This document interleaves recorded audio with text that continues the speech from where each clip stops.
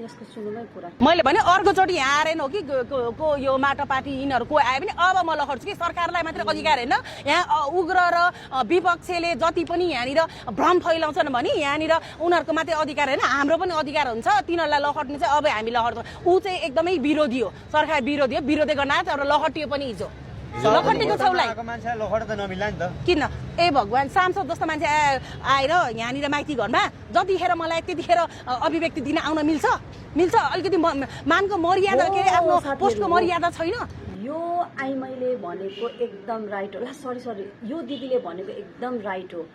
जसले पनि त्यहाँ सरकारको खिलाफ आउँछ विरोध गर्छ त्यसलाई माइती घर मण्डलाबाट लखेट्ने नै हो। त्यही भएर हामी सबैजना ग्रुप मिलेर गएर यसको जगल्टा समातेर माइती घर मण्डलाबाट लखेट्ने होइन, घिसार्दै तानेर फ्यालिदिने हो के होइन।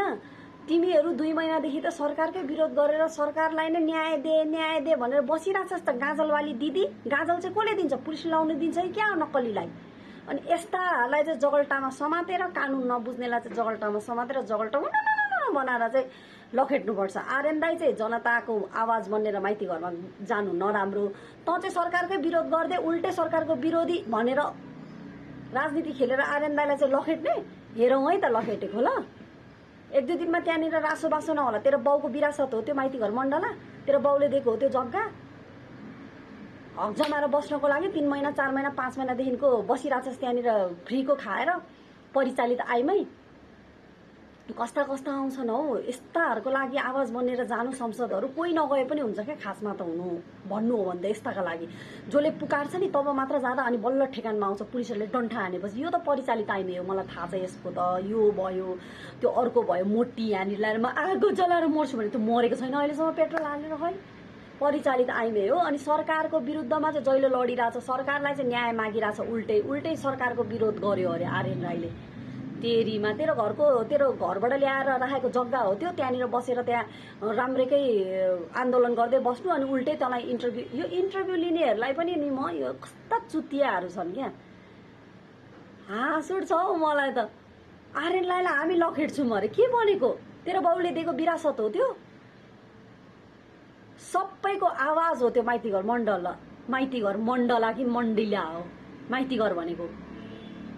सबैको आवाज हो, आवाज सबैले 3 करोड जनताको आवाज हो। थाहा छ जुन दिन लखेटेको थियो नि त्यो दिन अरू कोही भइदिएको भए त्यहाँ के हुन्थ्यो भन्ने कुरा अलिक विचार गरेर बोल्नुपर्छ। त्यो भएर यो पकुमपछि कुरा नगर्नु होला होइन। यस्तो कुरा गर्दाखेरि चाहिँ युद्ध छेडिन सक्छ।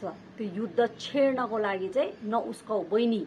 यो परिचालित आइमै यसको कुरा नसुन्ने, राष्ट्रपाको सबै समर्थक अगाडि बढ्नुपर्छ भनेर राष्ट्रिय स्वतन्त्र पार्टीका झोलेहरू फेरि यहाँ लेख्न आएछ। यो आइमै परिचालित हो, यो न राष्ट्रिय स्वतन्त्र पार्टीको न श्रम संस्कृति पार्टीको। बौला गिदी नभएकोहरू कस्तो नबुझेको। परिचालित आइमै हो क्या यो, अरू पार्टीबाट पठाएको हो यसलाई। उस्काएको त्यहाँ आर्यनजीलाई यस्तो भन्यो भने उता पनि उस्किन्छ अनि यता पनि उस्किन्छ अनि भिडन्त गराउन खोज्या हो राष्ट्रिय स्वतन्त्र पार्टी र श्रम संस्कृति पार्टीलाई। मान्छे बुझ्दैन, पुरै त्यहाँ राष्ट्रिय स्वतन्त्र पार्टीका झोलेर आएर हो अब श्रम संस्कृति पार्टीको यो आर्यन राईलाई सबलाई खेदाउनुपर्छ, राई लिम्बूलाई सबलाई खेदाउनुपर्छ भन्न थालिसक्यो। उताबाट राई लिम्बूले पनि आएर त्यही रेस्पोन्स गर्छ। अनि यस्ताहरूलाई चाहिँ जगल्टामा समातेर हुँ गरेर माइती घर तेरो बाउको हो विरासत, तेरो बाउले दिएको हो विरासत भनेर चाहिँ लखेट्नु पर्ने हो के। तपाईँहरूले सबैजना मिलेर यसलाई चाहिँ लखेट्नुहोस् गएर चाहिँ। यो सामु भिडियो पठाइदिनुहोस्। गाजलीवाली कस्ता आइमेहरू हुन्छ हौ।